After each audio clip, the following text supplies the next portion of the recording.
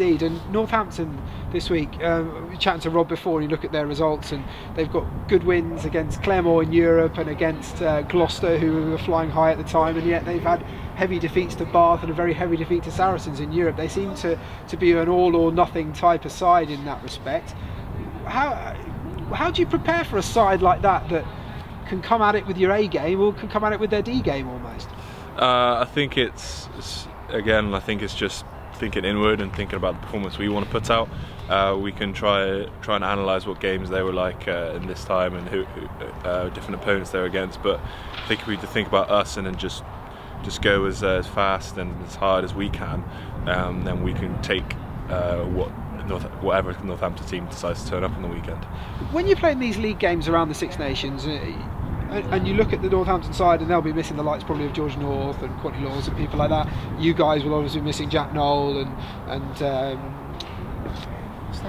think his name now, Harry Williams. Thank you, Harry Williams. I know Alex injured, that's why, and people like that. Well, how do you approach a game like that, where you know you're going to be a bit under strength, but they're going to be under strength as well? You know. We missed a couple of players, but I mean, throughout the season, it's very rare to have a full starting team. So I think we adapt to that throughout the season. We're very confident with depth we have. So there's players that come in which can bring something different or bring something more. And where do you see the big strengths for Northampton? What have you got to try and nullify in order for you guys to get the tries you need to score to win the game?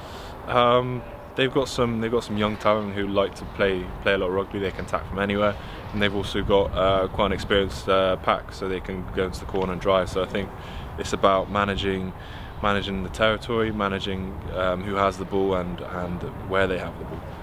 And is there a bit of pressure now, bearing in mind that the last 3 league results haven't gone to plan, and we're now coming towards the end of February and the beginning of March, and people are starting to look towards the end of the season to get a win? Is there more pressure now than perhaps there could be?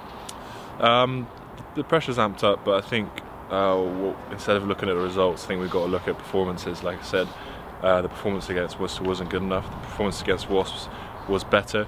So next week, this week against Northampton, if we kick on again, then we can be happy with that.